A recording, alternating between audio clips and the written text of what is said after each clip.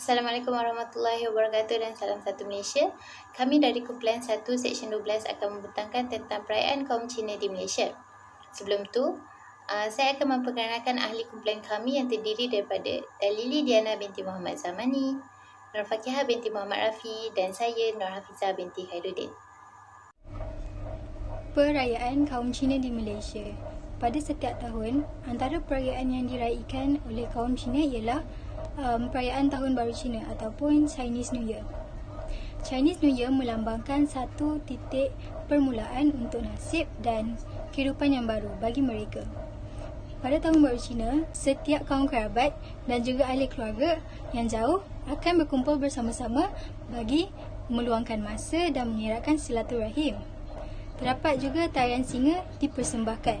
Ampau turut diberikan kepada anak-anak muda bagi memeriahkan suasana. Terdapat juga pantang larang yang perlu dipatuhi oleh mereka. Contohnya seperti dilarang menyapu rumah kerana ia dianggap sebagai membuang rezeki. Kedua, tidak dibenarkan untuk memakai baju yang berwarna gelap kerana ia melambangkan untuk menarik nasib yang buruk. Ketiga, menganggap barang yang jatuh dan pecah sebagai nasib buruk akan berlaku pada tahun tersebut. Tahun Baru Cina diraikan selama 15 hari dan pada hari ke-15 ialah Hari Cap Gome. Perayaan Sishi. Nama lain bagi perayaan Sishi ialah Double Seven dalam bahasa Inggeris dan juga Magpies Festival. Magpies Festival diraikan pada hari ke-7 bulan ke-7 dalam kalender Cina. Menurut cerita legenda Cina, terdapat dua hati iaitu Niulang dan Zhenyu. Niulang merupakan seorang lelaki manusia dan juga Zhenyu merupakan seorang dewi kayangan.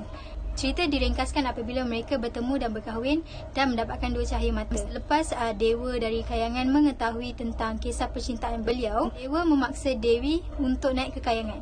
Jadi setelah tragedi itu berlaku, Niulang dan Zhenyu hanya dibenarkan sekali sahaja dalam setiap tahun untuk berjumpa. Jadi pada hari itulah dikenali sebagai Hari Magpies Festival.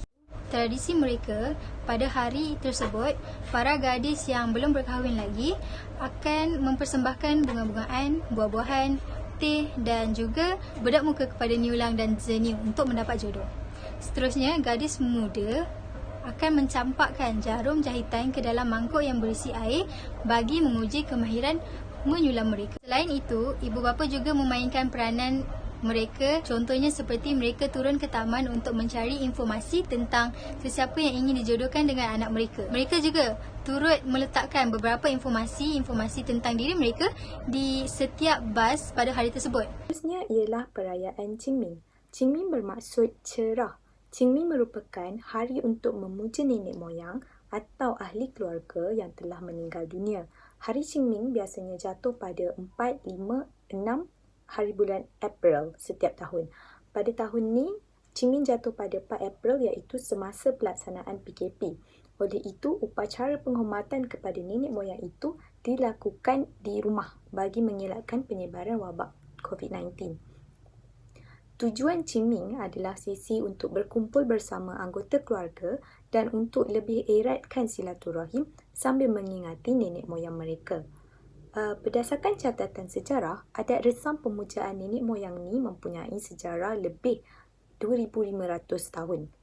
Orang Cina biasanya melawat kubur pada hari Qingming sebagai tanda ingat jasa dan tanda hormat kepada mereka yang sudah meninggal dunia. Pada zaman sekarang ataupun pada zaman moden ni, hari melawat ke kubur dijalankan pada hujung minggu untuk elak daripada menggunakan hari kerja dan hari persekolahan. Keluarga si mati akan bawa cangkul, penyapu lidi, cat merah dan berus kecil, mercun, nenas, telur itik rebus dan makanan serta minuman yang disukai oleh si mati. Aktiviti yang akan dilakukan adalah seperti buang lalang yang tumbuh dekat kubur dengan cangkul, cat semula perkataan yang terukir pada batu nisan kalau warnanya dah luntur, bakar mercun untuk bangunkan si mati, hidangkan makanan dan minuman, colok dan lilin dibakar dan disembah oleh setiap ahli keluarga. Selepas itu, kulit nenas dan kulit telur yang diisi dengan air teh atau air kosong perlulah disiram di atas kubur. Perbuatan ini dipercayai membawa tuah ataupun bawa ong dan mengubah nasib cucu cicit si mati. Seterusnya ialah perayaan Kuih Bulan atau dikenali sebagai perayaan pertengahan musim luruh. Perayaan ini merupakan perayaan hasil pertanian. Masyarakat Cina yang bekerja sebagai petani akan meraihkan hasil rezeki mereka dengan mengadakan makan besar bersama keluarga sambil mengamati keindahan bulan. Perayaan Kuih Bulan disambut pada hari ke-15 pada bulan ke-8 pada kalender Cina, iaitu pada akhir bulan Ogos hingga akhir bulan September. Perayaan ini disambut dengan perarakan tanglung pada malam perayaan. Selain dengan kuih bulan itu sendiri, kuih bulan diperbuat daripada adunan manis yang berinti kacang merah atau adunan biji teratai atau kuning telur masin. Perayaan ini juga adalah bagi memperingati usaha kemerdekaan daripada penjajah asing. Pada waktu itu, dinasti Yuan adalah pemerintah berbangsa Mongolia yang menjajah China dan menjadikan China sebahagian daripada jajahan takluk Empayar Mongolia. Dipercayai bahawa para pemberontak telah menggunakan kuih bulan sebagai alat komunikasi rahsia di kalangan ahli-ahli dan penduduk Cina. Perayaan seterusnya adalah perayaan Pesta Perahu Naga atau juga disebut sebagai Dumpling Festival. Menurut legenda, perayaan ini diadakan bagi menghargai seorang bangsawan dari negeri Chu yang bernama Chu Yuan. Dikatakan bahawa Chu Yuan ini telah melompat ke dalam Sungai Milua untuk membunuh diri apabila berasa kecewa dengan dirinya yang tidak dapat menyelamatkan negerinya daripada serangan tentera Chin. Apabila penduduk kampung mendengar perkabaran tentang Chu Yuan ini, mereka bergegas ke Sungai Milua dengan menaiki perahu untuk membantu mencari dan menyelamatkan Chu Yuan. Dikatakan juga, semasa pencarian, penduduk kampung telah membaling berbola nasi ke dalam sungai dan juga memalu drum untuk menghalau makhluk-makhluk jahat dari mendekati jasad Chu Yuan. Disebabkan hal inilah, wujudnya acara perlombaan perahu naga dan juga adat memakan congzi pada hari perayaan. Congzi merupakan satu kuih tradisi Cina yang berbentuk segitiga berasaskan beras pulut dan dibalut dengan daun buluh. Walaupun menurut tradisi, acara perlombaan perahu naga akan diadakan di sewaktu perayaan iaitu pada hari ke-5 bulan ke-5. Namun begitu, di Malaysia, acara ini tidak sahaja terhad pada tarikh tersebut. Ini kerana acara ini telah dimasukkan dan diserapkan ke dalam salah satu acara di dalam Pesta Air Tahunan Malaysia.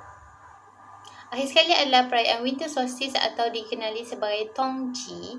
Perayaan ini diraihkan pada 22 Disember setiap tahun di mana waktu siangnya adalah lebih singkat berbanding hari lain. Pada hari perayaan ini, ahli keluarga Cina akan berkumpul dan bersama-sama membuat dan menjamu satu manisan yang bernama Tang Yuan. Mengikut tradisi lama, mereka yang datang daripada keluarga yang sama atau memiliki nama keluarga yang sama akan berkumpul di kuil nenek moyang mereka dan melakukan penyembahan pada siang hari, dan pada malamnya pula mereka akan berkumpul lagi bersama-sama untuk mengadakan makan malam besar. Ada juga yang mengatakan bahawa orang tua masyarakat Cina menegaskan bahawa Winter Solstice ini adalah perayaan yang lebih penting berbanding Tahun Baru Cina dalam menentukan peningkatan umur mereka. Sekian sahaja daripada kumpulan kami tentang perayaan masyarakat Cina di Malaysia.